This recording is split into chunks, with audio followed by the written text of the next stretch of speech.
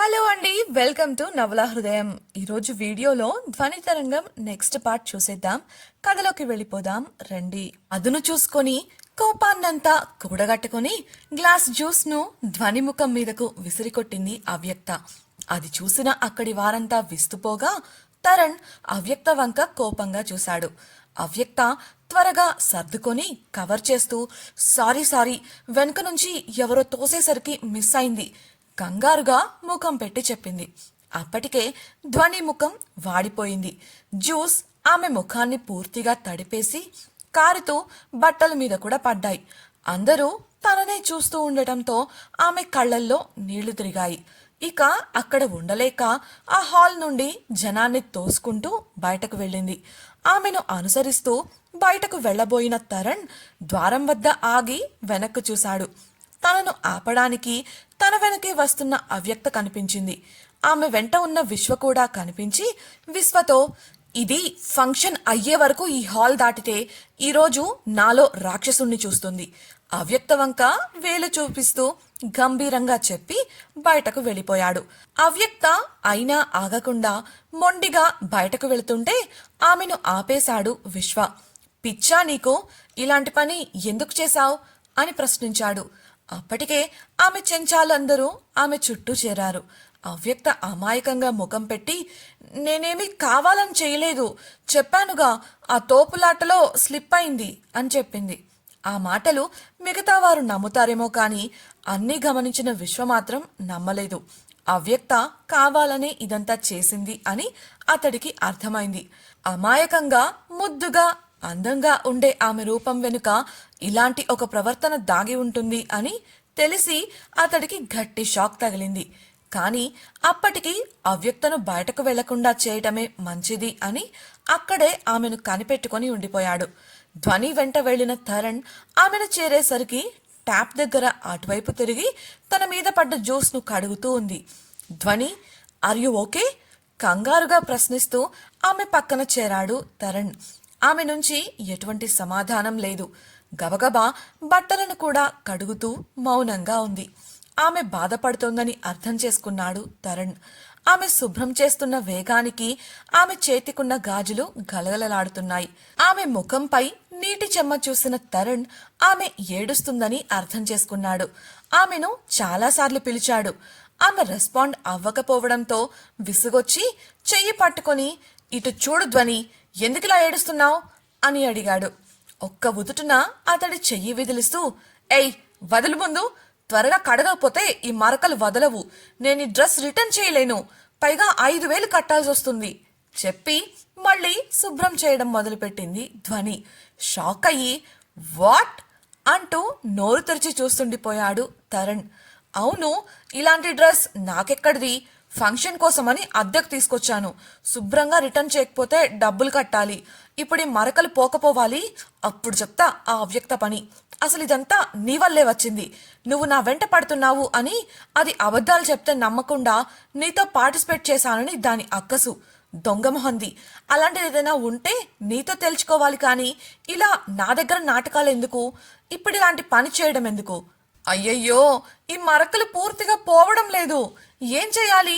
కంగారులో మాట్లాడుతోంది ధ్వని. తరణ్కు ఆమెను మొదట ఫంక్షన్ విషయంగా కలిసినప్పుడు ఆమె చూసిన చూపులు, అన్న మాటలు గుర్తొచ్చాయి. ఇదంతా అవ్యక్త వల్లనే అని తెలిసి ఆమెపై మరింత కోపం వచ్చింది. కోపంతో పళ్ళు కొరికాడు. ఇంతలో ధ్వని ముఖం బాధగా పెట్టి, ఛా, ఈ మరకలు పోవడం లేదు, దాన్ని నేను ఊరికే వదిలిపెట్టను, 5,000 అంటే నేనెక్కడి నుంచి తీసుకొస్తాను, దాని చేతే కట్టిస్తా, దీనంతటికి కారణం తనే కదా అంటూ ఫంక్షన్ హాల్ వైపు కదలబోయింది. వేగంగా ఆమె చెయ్యి పట్టుకుని ఆపాడు తరణ్. ఏయ్, నా చెయ్యి ఎందుకు పట్టుకున్నావు, పిచ్చి పిచ్చిగా ఉందా, వదులు. తన చెయ్యి వెనక్కు లాక్కుంది ధ్వని. ఆమె చెయ్యి వదిలిన తరణ్, ఆ అమౌంట్ నేనిస్తాను, ఇదంతా నా వల్లే కదా మొహమాటంగా చెబుతుంటే నేను నీకు అడుక్కునే దానిలా కనబడుతున్నానా? ఫ్రీగా మనీ తీసుకోవడానికి తప్పు చేసిన వాళ్లే కదా శిక్ష అనుభవించాలి, నన్ను వెళ్ళని అంటూ హాల్ వైపు నడిచింది ధ్వని. నెట్టూర్చి ఆమె వెనుకే వెళుతూ, ఒక చిన్న డ్రెస్ గురించి బాధపడుతున్నావు, అందరి ముందు నిన్ను అవమానించినందుకు నీకు బాధగా లేదా ఆత్రం ఆపుకోలేక అడిగేశాడు తరణ్. బాధపడితే పాడైన వస్తువు బాగవుతుందా, లేక ఇకపై మళ్ళీ బాధ పెట్టకుండా ఉంటారా? సూటిగా అడిగింది ధ్వని. ఆమె ప్రవర్తన తరణ్కు వింతగా అనిపించింది. సహజంగా ఎవరైనా అందరి ముందు ఇలాంటి సంఘటన జరిగితే ఏడుస్తారు, అవమానంగా భావిస్తారు, లేదంటే అక్కడికక్కడే గొడవ పెట్టుకుంటారు. కానీ ధ్వని మొదట తాను రిటర్న్ చేయాల్సిన డ్రెస్ గురించి ఆలోచించింది. మరకలు పోలేదని కట్టాల్సిన డబ్బు గురించి ఆలోచించింది. మనుషులు ఇలా కూడా ఉంటారా అనిపించింది. కారణం, అప్పటి వరకు అతడు ఎప్పుడూ ఇలాంటి మనిషిని చూడలేదు. అంతలో అవ్యక్త సంగతి తెలిసిన వాడై కంగారుగా హాల్లోకి వెళ్ళాడు. నేరుగా అవ్యక్త ముందు నిలబడిన ధ్వని, ఇలా చూడు, ఇదంతా నువ్వు కావాలనే చేశావని నాకు తెలుసు. మర్యాదగా చేసిన తప్పు ఒప్పుకొని పాడైన నా డ్రెస్ కి డబ్బులివ్వు, సూటిగా అడిగింది ధ్వని. What the hell are you talking? నేనేం కావాలని చేయలేదే, పొరపాటున జరిగింది అని చెప్పాగా. డబ్బులు నేనెందుకు ఇవ్వాలి? నేనివ్వను, పొగరుగా చెప్పింది అవ్యక్త. ఆమె ఒక మూలన కూర్చొని ఉండటంతో ఫంక్షన్ రందీలో ఉన్న మిగతా స్టూడెంట్స్ ఆమె మాట వినలేదు.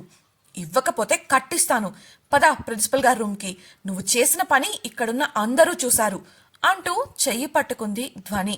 ఆమె చెయ్యి విడిపించుకోవడానికి ప్రయత్నిస్తూ దగ్గరలో ఉన్న స్నేహితులను పిలిచింది అవ్యక్త. అమాయకంగా ముఖం పెట్టి, ఇలా చూడండి, పొరపాటున అలా జరిగింది అని చెబుతున్నా వినకుండా ఎలా ప్రవర్తిస్తుందో తను. సారీ అని చెప్పినా వినడం లేదు, పైగా డబ్బులు అడుగుతోంది అంటూ నాటకాలు మొదలుపెట్టింది.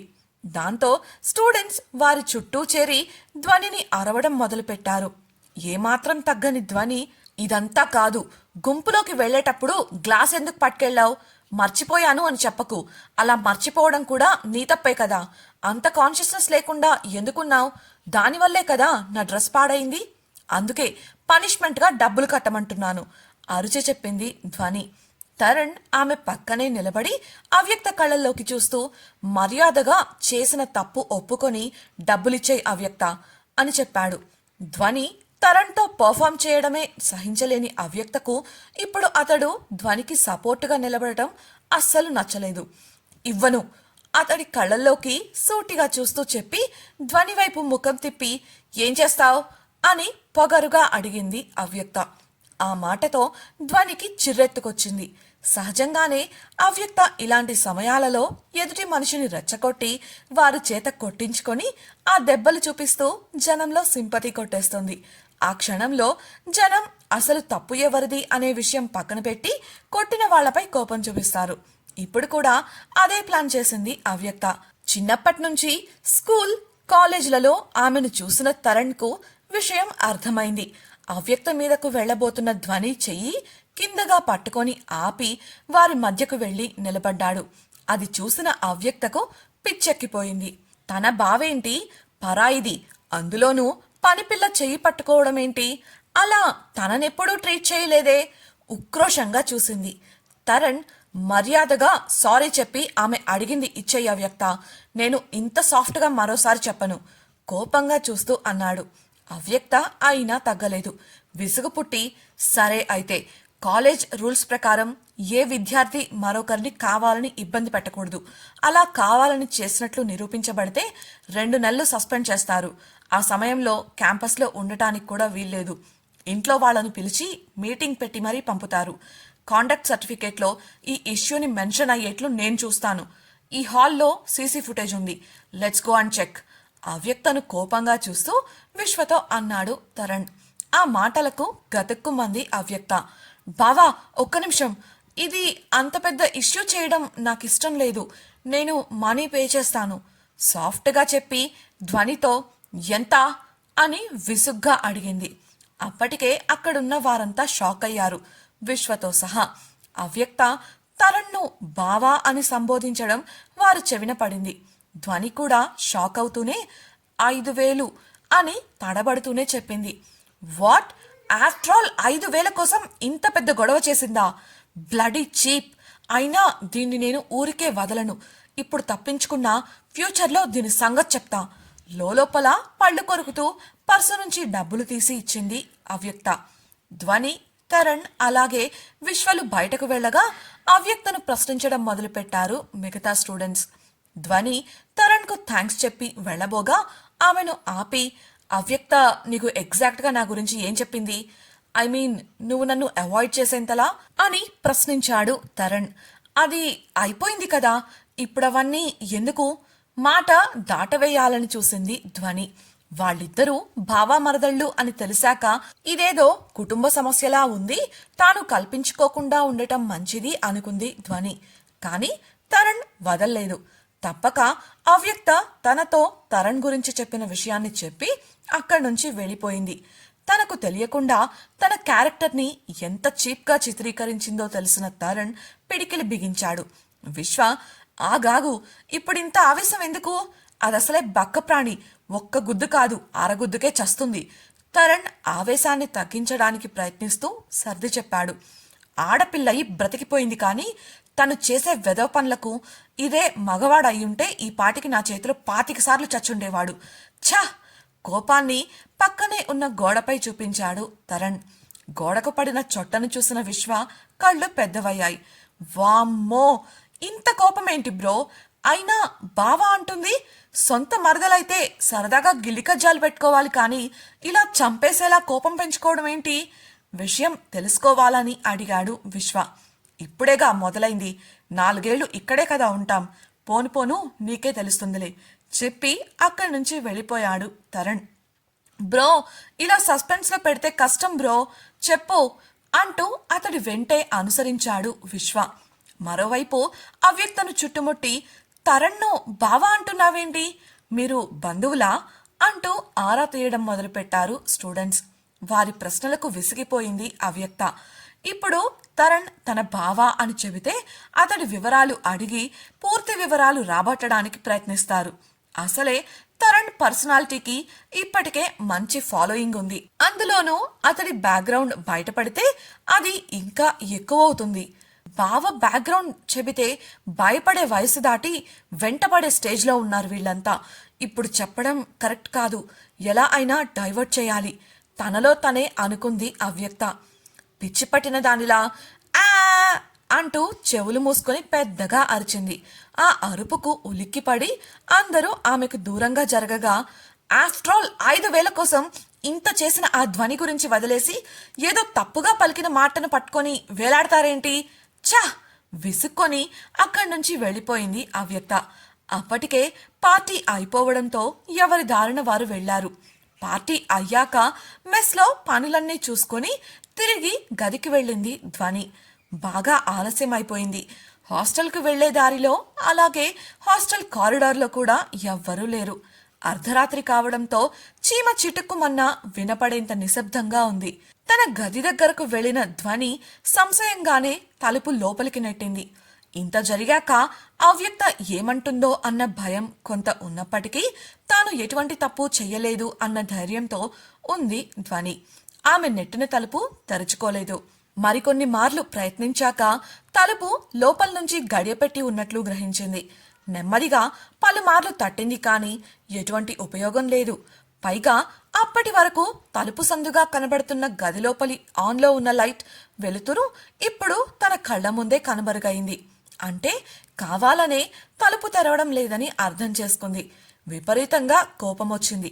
కానీ గొడవలకు దిగి లేనిపోని సమస్యలు తెచ్చుకోవడం ఇష్టం లేక మౌనంగా తలుపు తడుతూ కూర్చుంది.